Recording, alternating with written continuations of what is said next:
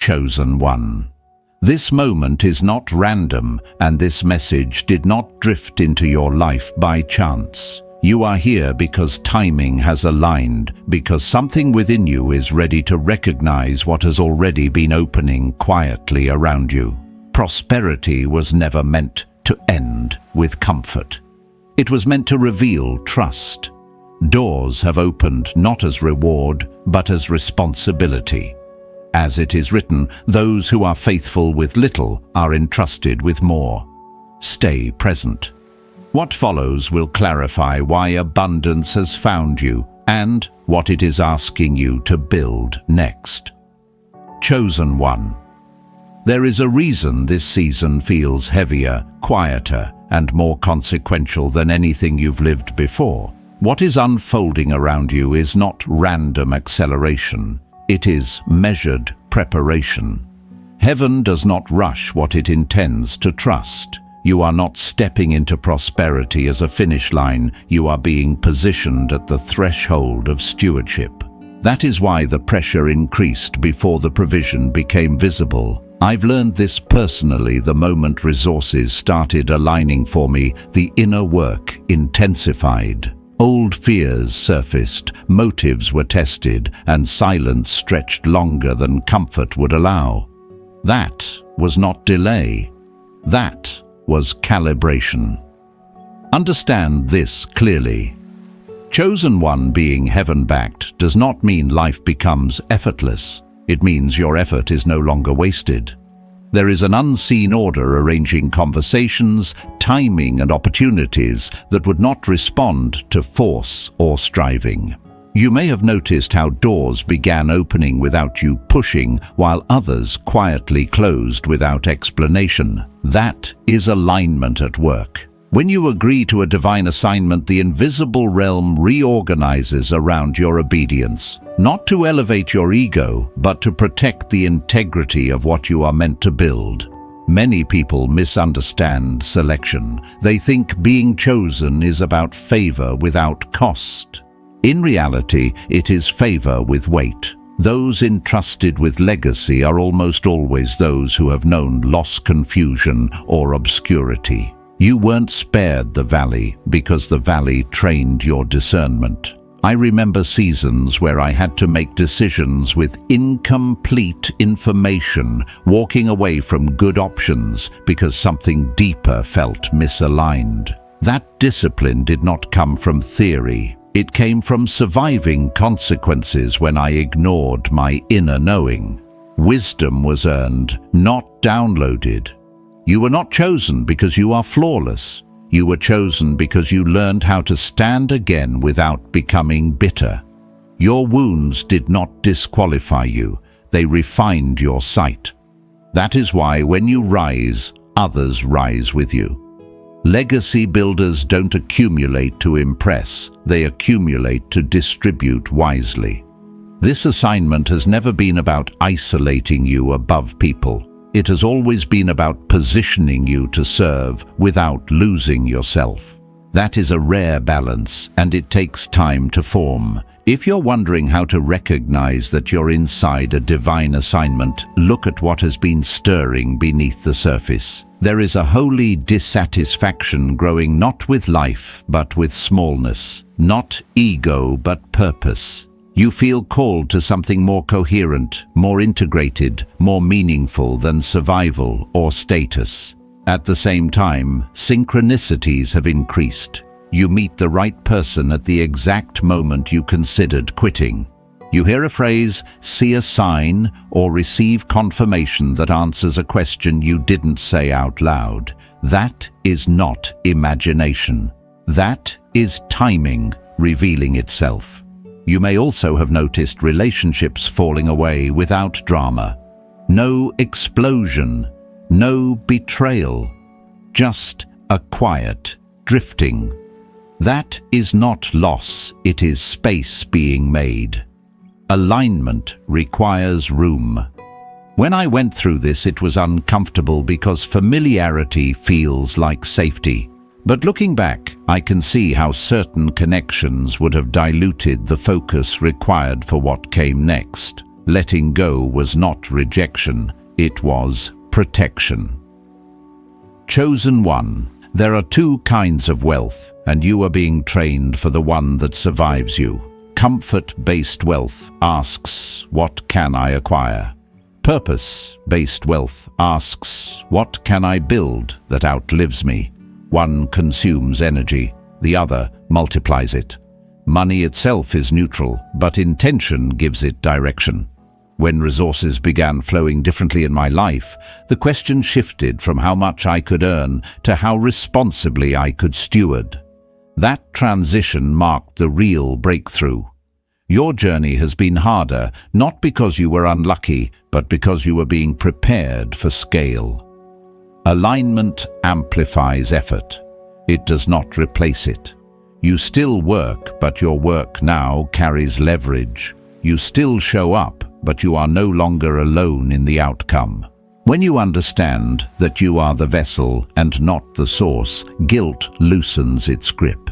Abundance stops feeling dangerous and starts feeling necessary for the assignment, not the ego. Many chosen ones come from backgrounds of scarcity. You heard the limits spoken daily. You watched struggle normalize itself. That imprint does not disappear overnight. It must be consciously interrupted. I had to confront beliefs I didn't know I was still obeying, ideas that said expansion was risky or undeserved. Breaking those patterns was uncomfortable but essential. Legacy requires a different internal language than survival. This is where we pause, chosen one, not because the movement stops, but because what comes next requires your full attention. The next phase is not about receiving more, it is about becoming someone who can carry what is coming without shrinking, and that shift has already begun. Chosen one. When the pattern of scarcity begins to break, it does not shatter loudly. It loosens quietly, thought by thought, decision by decision, until one day you realize you are no longer negotiating with fear. This is the moment many misunderstand. They think breakthrough announces itself with fireworks, but real transfer arrives as responsibility. I remember the first time I sensed it. Money was not the change, capacity was. My tolerance for chaos dropped. My patience for misalignment disappeared. That was heaven signaling readiness. Prosperity that carries legacy always asks for inner agreement before outer evidence. You are being trusted, not teased. That trust explains why you had to learn restraint while others advanced recklessly. You were taught timing while they chased speed. In divine order, acceleration without alignment collapses under its own weight. This is why obedience mattered more than visibility. When you waited without applause, something inside you stabilized. That stability is what can hold expansion without distortion. There is a financial transfer unfolding, but it is inseparable from a spiritual one. Heaven does not separate resources from responsibility. What is being released to you is meant to move through you, not end with you. This is where surrender becomes practical. It is not passive faith. It is disciplined clarity. I learned that surrender looked like saying no to opportunities that fed ego but drained energy. Each refusal sharpened discernment. Each pause protected momentum. Chosen one. You may feel moments of hesitation right now. That does not mean doubt. It means recalibration. When something larger approaches, the nervous system adjusts before the bank account does. Old identities surface, asking if you are ready to be seen differently, trusted differently, depended on differently. This is where many retreat. They confuse comfort with safety, but comfort has never built anything that lasts. Capacity does. Notice how your definition of success has changed.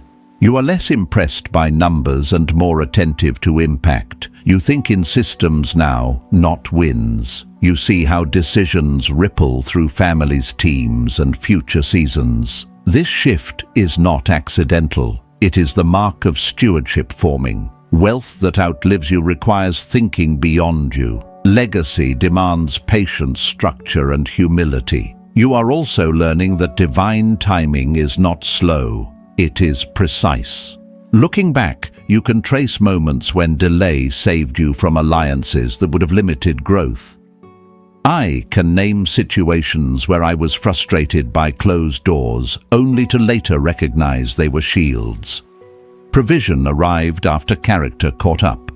That order is mercy. It ensures the blessing does not become a burden. Chosen. One heaven intervenes most clearly when you stop forcing outcomes. Alignment creates cooperation you could never manufacture. Conversations happen naturally. Support emerges unexpectedly. Ideas connect without strain. This is not luck. It is flow restored. The more you honor integrity, the more momentum builds without pressure. That is supernatural supply working through natural obedience. As this part closes, understand this: you are not behind. You are being positioned. What feels like weight is actually authority settling into place. In the next movement, we will speak about activation, because readiness eventually requires action. For now, let this truth anchor you. What is coming is sustainable, because who you are becoming can carry it. Stay with this awareness as you breathe and listen. The invitation now is not urgency, but consent. Let your inner world agree with the scale approaching your outer life. Release the habit of shrinking when responsibility expands. I have watched capable people sabotage timing because they refuse to see themselves as stewards. Do not repeat that pattern. You are allowed to receive without apology, to lead without domination, and to prosper without disconnecting from your values. This balance is learned, not inherited, and you are learning it now step by step with guidance present. Nothing about this moment is rushed. Yet nothing is wasted. Each day of attention compounds authority, clarity, and endurance. Hold steady. The next instruction will require courage, but it will also unlock momentum you no longer need to chase. Remain present, chosen one, because readiness deepens quietly, and alignment is confirming what heaven has already approved for you. Chosen one. There comes a phase in every true assignment where clarity sharpens and excuses lose their grip. This is that phase. You are no longer asking whether you are called. You are being asked whether you are willing to carry what the calling demands. Activation does not arrive when fear disappears. It arrives when fear no longer has authority over your decisions. I remember reaching this point myself. Nothing external dramatically changed overnight, yet internally something locked into place. I stopped waiting to feel ready and started responding to what was already being asked of me. This is where many misunderstand divine movement. They expect certainty before action, but heaven often releases clarity after obedience. That is not cruelty, it is formation. If everything were visible in advance, trust would never mature. You are learning to move with partial light, guided by alignment rather than proof. This is the discipline that separates builders from spectators. Spectators need guarantees. Builders need conviction. Notice how opportunities are appearing closer together now. Not louder, not grander, just nearer. Conversations that once felt out of reach are suddenly casual. Ideas that once felt unrealistic now feel inevitable. This is not coincidence, it is compression. Time shortens when readiness increases, but compression can feel uncomfortable because it removes space for hesitation. You are being asked to decide faster, cleaner, and with greater integrity. Chosen one.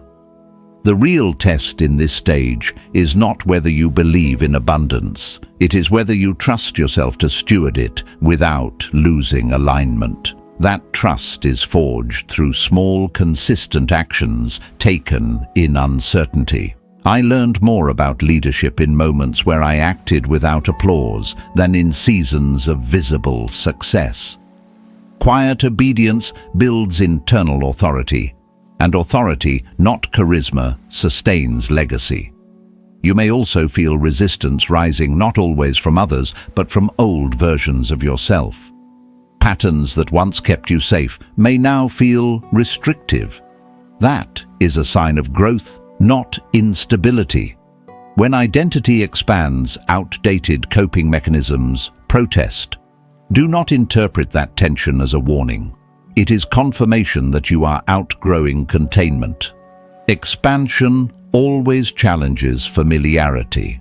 This is also where discernment becomes essential. Not every open door is aligned, and not every aligned door looks impressive. Some assignments arrive disguised as responsibility without recognition. Others look exciting but subtly pull you away from your core values. I had to learn that saying no was sometimes the most profitable decision I could make, not financially in the moment, but structurally for the future. Discipline compounds in ways money cannot. Chosen.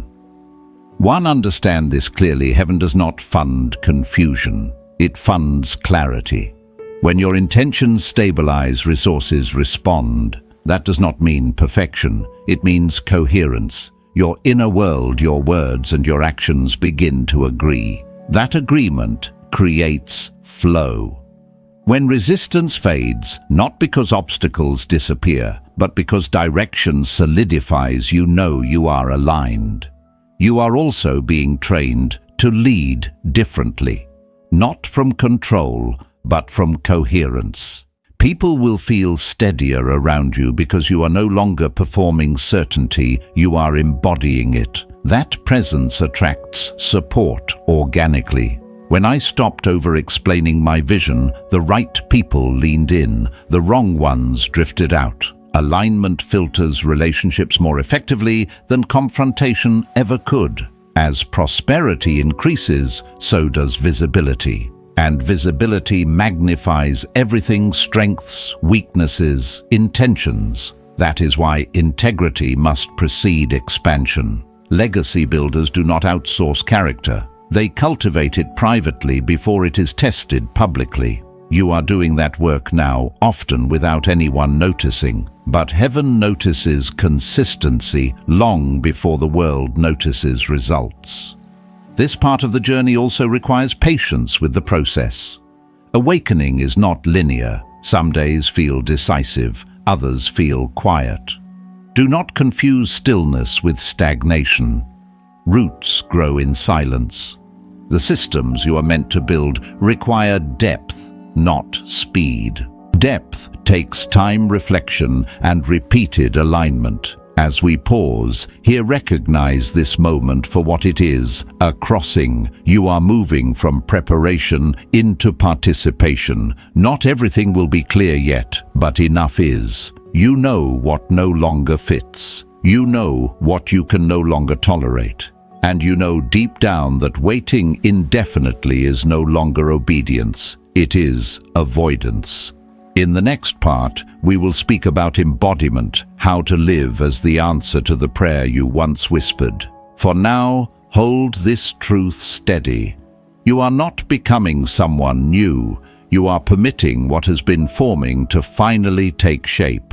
And that permission is the quiet key that unlocks the next movement of your assignment. Chosen one embodiment is the moment the message stops being something you hear and becomes something you live. This is where many hesitate, because embodiment removes the distance between belief and behavior. You are no longer rehearsing truth. You are required to carry it consistently. That is why this stage feels exposing. When abundance draws closer, your life becomes louder in the unseen before it becomes visible in the seen. Alignment is no longer theoretical, it asks for congruence. I remember the shift when my words started to cost me something. Integrity was no longer an internal value, it became an external standard. I had to slow decisions, refine habits, and protect focus in ways that were inconvenient. Not because anyone demanded it, but because misalignment now felt physically uncomfortable. That is a sign of embodiment beginning. When your spirit matures, compromise stops feeling flexible and starts feeling heavy. Chosen one. This is where legacy separates itself from momentary success. Anyone can receive an opportunity. Very few can sustain the internal posture required to steward it well. Embodiment is not about perfection, it is about responsiveness. You adjust quickly when corrected. You listen deeply when something feels off. You no longer defend what needs refining. That humility is strength, not weakness. At this stage, heaven's involvement becomes quieter but more consistent. Miracles give way to momentum. You may notice fewer dramatic confirmations, yet more steady progress. That does not mean support has withdrawn. It means trust has increased. When a child matures, guidance shifts from constant instruction to delegated authority. You are being trusted to discern, to decide, and to build without constant reassurance. This is also when leadership emerges naturally, not because you announce it, but because others begin to orient themselves around your steadiness. I noticed this in my own life when people started asking how I thought, not just what I did. They were less interested in tactics and more drawn to clarity. Presence teaches more than explanation ever will. Chosen one embodiment requires you to reconcile your inner world with your outer systems. How you manage time, money, energy, and attention becomes spiritual practice. You no longer separate faith from function. Budgets, boundaries, and calendars become tools of stewardship. This is where many disconnect, thinking spirituality should feel detached from structure. In truth, structure is what allows spirit to move freely without burning the vessel. You may also feel grief arise here. Grief for versions of yourself that survived but cannot lead where you are going. That grief is valid. I had to mourn old identities that were familiar but limiting. Letting them go felt like loss, even though it was growth. Do not rush past that emotion. Honor it, then release it. Legacy requires room. Embodiment also sharpens discernment around people. You stop trying to convince. You stop overgiving. You recognize that access is earned through alignment, not history. This is not hardness, it is clarity. When resources increase, boundaries must mature, otherwise leakage becomes inevitable. Saying no becomes an act of protection, not rejection. Chosen one, notice how your relationship with rest is changing. You no longer rest to escape life, you rest to sustain it. Burnout loses its appeal when purpose is clear. Rest becomes strategic, not indulgent. This rhythm protects longevity. Everything meant to last moves in cycles, not sprints. As embodiment deepens the temptation to perform, spirituality will surface. Resist it. Authenticity preserves authority. People can sense when words are lived versus borrowed. Speak only from what you have integrated. Silence where you have not. That restraint builds credibility no platform can replace. This is also where trust in divine timing stabilizes. You stop comparing your pace to others because you understand your assignment has its own cadence. I had to learn that comparison steals focus and fractures joy. Once I released that habit, momentum felt cleaner. Alignment thrives in attention, not distraction. As we pause, here recognize the significance of this moment. You are no longer preparing to become, you are practicing being. That shift is subtle but irreversible. The next phase will require expansion outward because embodiment naturally leads to multiplication. What you carry internally will begin to shape environments externally. Stay present. Chosen one. Let this integration settle. You are not behind and you are not early. You are on time, becoming trustworthy with what is being entrusted to you.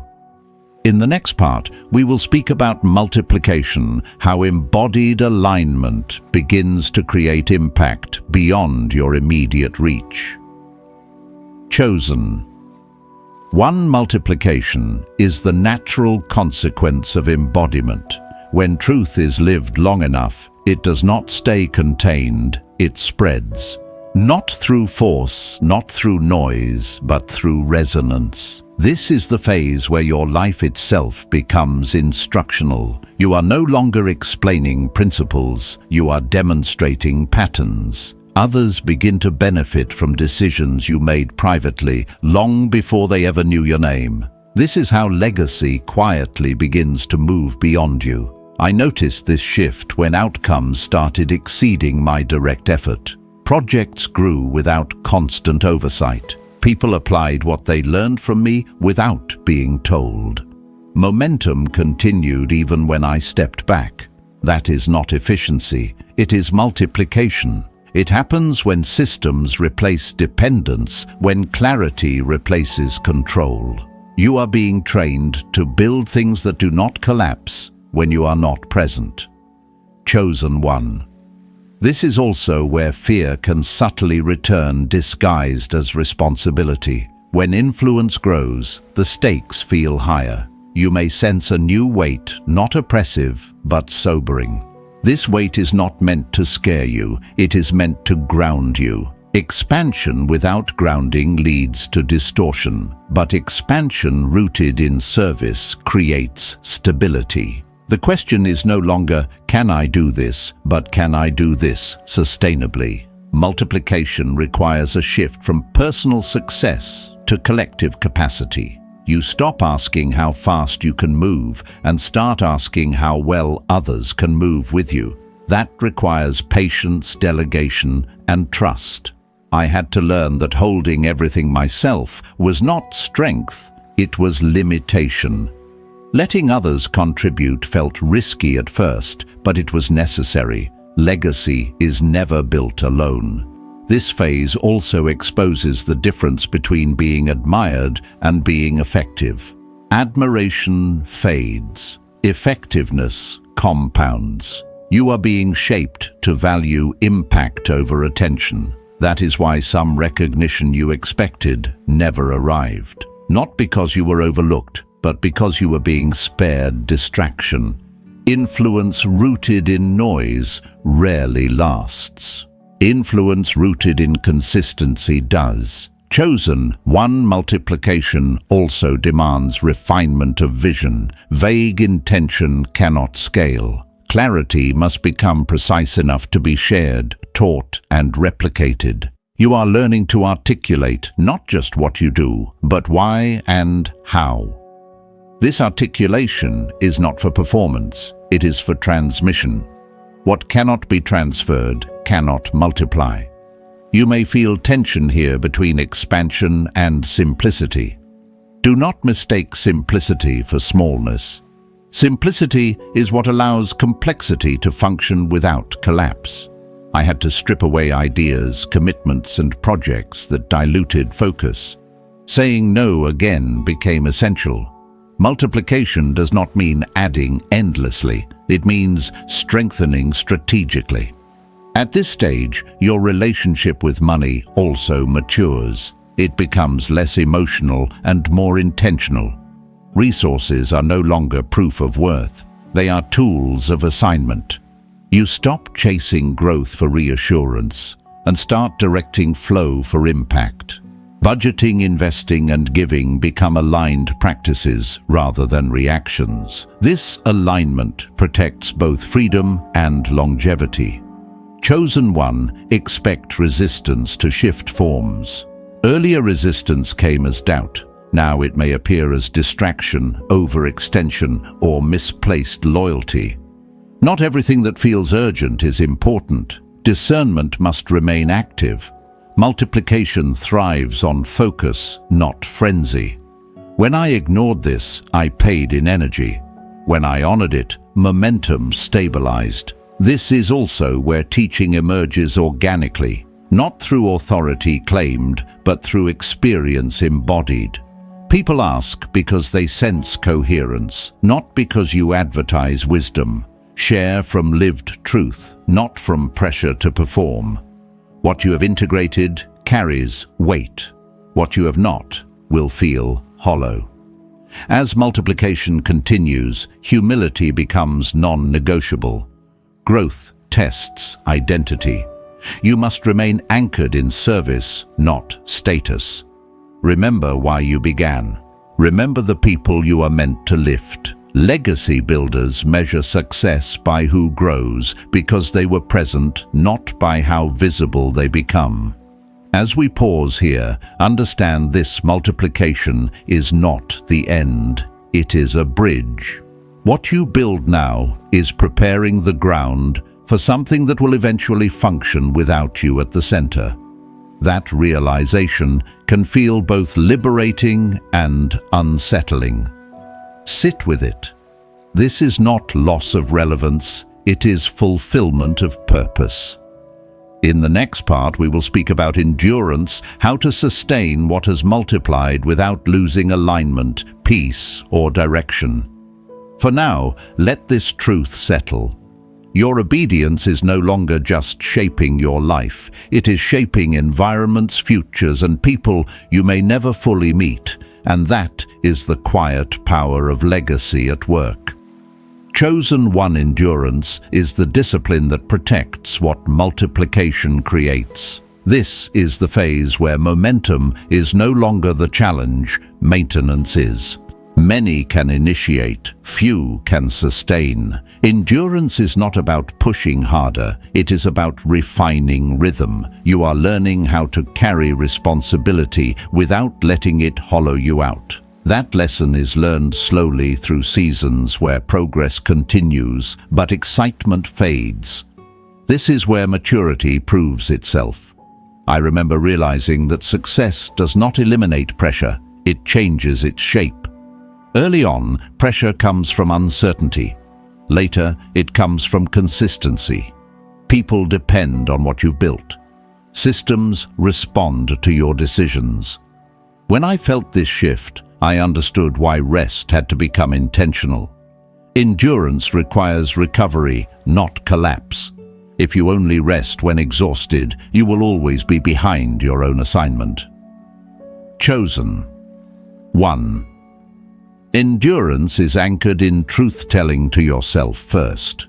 You must be honest about limits, capacity, and motives. Overextension is not faith, it is avoidance of boundaries. Heaven does not ask you to burn yourself to prove devotion. It asks you to steward energy so the work can last. When you say yes too quickly, something else pays the price. Discernment now protects health, relationships, and clarity. This stage also reveals how you handle repetition. Legacy work includes unglamorous consistency. The same values applied again and again, the same standards held even when no one is watching, the same patience exercised when outcomes plateau. I learned that boredom is not a signal to quit. It is often a signal that foundations are solidifying. Depth grows in repetition. Endurance also reshapes how you respond to criticism. When influence expands, opinions multiply. Not all feedback is guidance, and not all silence is approval. You are learning to filter voices without becoming defensive or detached. This balance takes practice. I had to learn that reacting drains authority while listening selectively strengthens it. Endurance listens without being led astray. A chosen one, notice how your internal dialogue has matured. You no longer motivate yourself with urgency alone. You anchor yourself in purpose. Fear-based drive may move you quickly, but it cannot carry you far.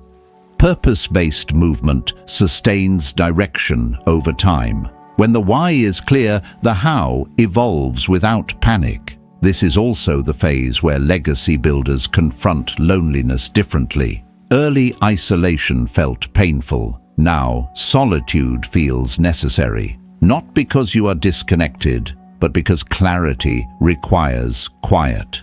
Leadership demands space for reflection.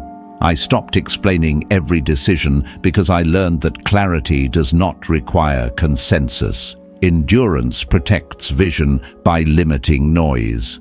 Financially, endurance refines stewardship. You become less reactive to fluctuations and more committed to principles.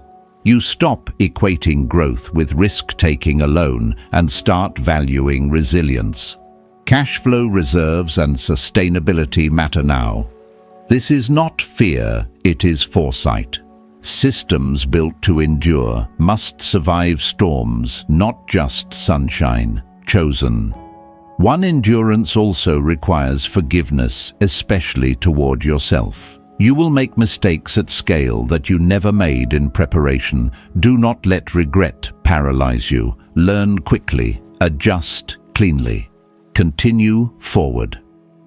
Legacy is not built by perfection. It is built by responsiveness. The ability to correct course without collapsing is a rare strength. You may also notice seasons where progress slows intentionally. Do not fight them. Growth that lasts includes periods of consolidation. Roots thicken, structures reinforce. When I tried to override these pauses, I created fragility. When I honored them, momentum returned stronger and steadier. Patience here is not passivity, it is wisdom. Endurance teaches you to separate identity from output. You are not the sum of your productivity. You are the steward of a process larger than any single season. When you detach worth from performance, you gain freedom to lead with clarity instead of anxiety. This freedom stabilizes everything you touch. As we pause, here recognize what endurance has already formed in you. You no longer chase validation. You pace yourself with intention. You honor limits without shrinking vision. This balance is not common, it is cultivated, and it is essential for what comes next. In the next part, we will speak about succession, the moment legacy turns outward and begins preparing others to carry what you've built. For now, let endurance settle into your bones. What lasts is not what moves fastest, but what is cared for wisely over time. Chosen.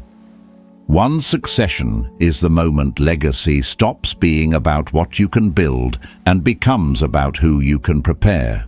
This is where the assignment turns outward in a new way. Until now, the focus has been formation, alignment, multiplication, and endurance within you. Now the question quietly shifts. Who will carry this forward when you are no longer at the center of it? That question is not about stepping away. It is about expanding impact beyond your lifespan, your energy, and your visibility. Succession requires a different kind of humility. Not the humility of shrinking, but the humility of sharing authority. I remember the first time I realized that holding knowledge too tightly was limiting growth. I thought protecting the vision meant controlling every detail. In reality, it meant teaching others how to think, not telling them what to do. Legacy cannot be micromanaged. It must be transmitted. Chosen one. This is where trust becomes tangible. You are asked to pour into others knowing they may do things differently than you would. That can feel threatening at first. Ego disguises itself as standards. Discernment tells the difference. True standards preserve values, not methods. When values are clear, methods can evolve without breaking the foundation. This realization freed me from exhaustion and unlocked growth I could not have achieved alone. Succession also exposes attachment. You may feel resistance when imagining others carrying parts of the work you birthed. That resistance is natural, but it must be examined. Ask yourself honestly, are you protecting the mission or protecting your identity within it? Legacy builders release identity from function. They understand that being essential forever is not the goal. Being faithful now is. This phase also requires intentional investment. You do not wait for perfect people. You develop willing ones. Teaching, mentoring, and modeling become sacred acts. You correct with patience. You explain without condescension. You allow room for learning curves. I had to relearn communication here, slowing down, listening more, assuming less. The work multiplied not because people were flawless, but because they felt trusted, chosen. One succession reshapes how you measure success. Output matters less than replication. The win is no longer, I did it, but they can do it too. This shift protects legacy from collapse. Anything that depends solely on one person is fragile. Anything that lives in many becomes resilient. Heaven favors what can endure beyond a single vessel. There is also grief in this stage. Grief for seasons when it was just you and the vision. Grief for simplicity. Let that grief pass through without guilt. It does not mean you regret growth. It means you honor the journey. I had to let go of nostalgia to step fully into stewardship.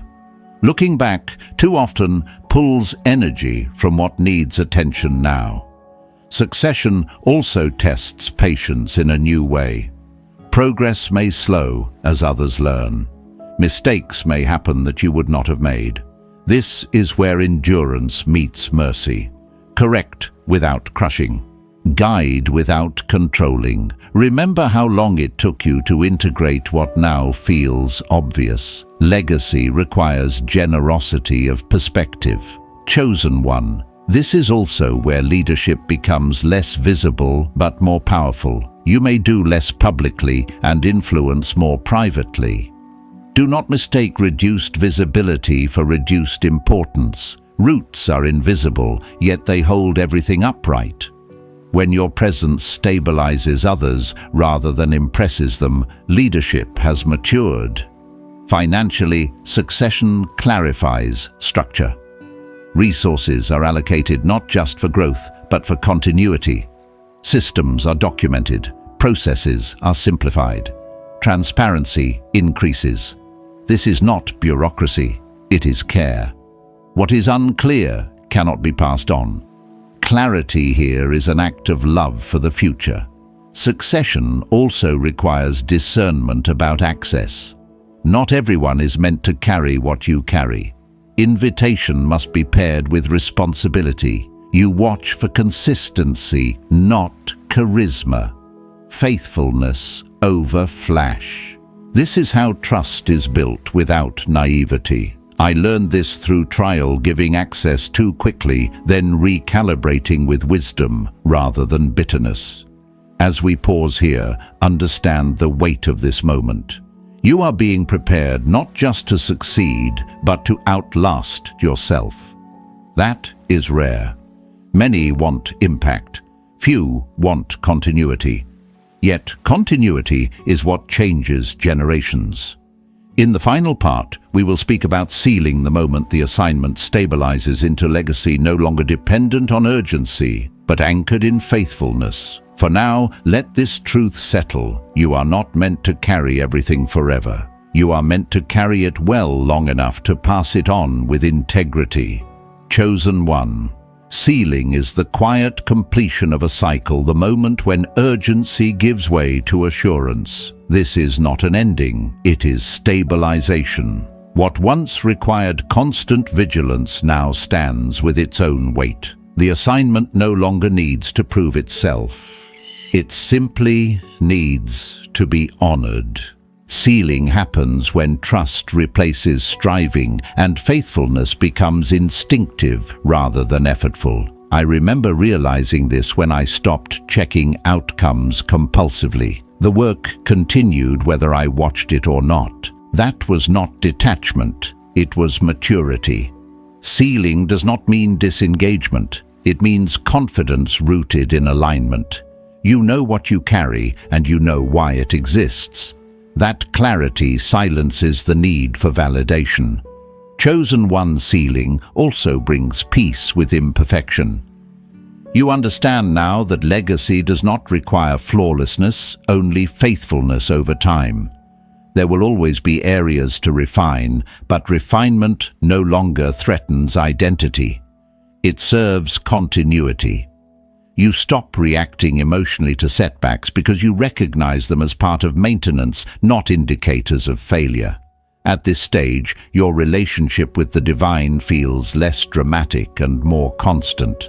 Guidance is subtle but reliable. You no longer need signs for every step because discernment has been trained. When correction comes, it arrives gently. When confirmation comes, it feels steady rather than explosive. This is intimacy matured into trust. Sealing also changes how you relate to prosperity. Resources flow without the charge they once carried. Money is neither idolized nor feared. It is simply stewarded. You are no longer tempted to prove worth through accumulation or generosity. Both are expressions of alignment, not identity. This neutrality is power. It protects focus and preserves integrity. Chosen One legacy at this point becomes relational. You see how values transfer through daily interactions, not declarations. How patience teaches more than instruction. How consistency shapes culture quietly. People learn from how you respond under pressure, how you recover from mistakes, how you honor commitments when no one is watching. This lived example is the seal. You may notice that some people drift away here, not because of conflict, but because seasons change. Release them without resistance. Legacy does not cling, it blesses and lets go. What remains is leaner, clearer, and more aligned. This simplicity is intentional. What lasts does not need excess. Sealing also invites gratitude, not performative gratitude, but settled appreciation. You can acknowledge how far you've come without rehearsing pain. You can honor growth without glorifying struggle. The story integrates. Past hardship no longer defines you. It informs you. This integration frees energy for what remains. Chosen One rest becomes deeper now. Not collapse rest, but restoration rest. You rest because systems are stable, not because you are depleted. This rest is sacred. It renews vision without urgency. From this place, creativity returns without pressure. New ideas emerge organically, not as escapes, but as expansions. As this final movement settles, understand this truth. Sealing does not lock you into permanence. It anchors you in readiness. When new assignments arrive, you will recognize them without confusion. You will not abandon what is established. You will build upon it. Legacy is not static. It is resilient. You are not just someone who received abundance. You are someone who carried it wisely. You are not just a builder, you are a steward who prepared others. You are not defined by what you achieved, but by what you stabilized for those who come after you. Let this be enough. No rush, no proving, just presence. The work stands, the assignment is secure, and you, Chosen One, are trusted not because you are perfect, but because you remained faithful through every phase. This is what legacy feels like when it is sealed. Chosen One, let this moment seal what has already been activated within you. This was not just a message, it was confirmation. You are standing in your Kairos moment, the exact time prepared for your elevation and trust. What is moving toward you is not accidental, and it is not delayed. The transfer is already in motion. Receive this with reverence. Prosperity was never meant to end with you. It was entrusted to you. What you are building carries generational weight, and the grace to steward it has already been released. Stay aligned. Stay faithful. Let gratitude guide your next steps, even before everything is visible. Anointed One, move forward with quiet confidence. You are heaven-backed, guided and prepared. Build with wisdom, lead with humility, and watch what unfolds as you honor what has been placed in your hands. If this word resonated, mark it gently in the comments or share it with someone who is also being prepared. This is your moment. Rise and build.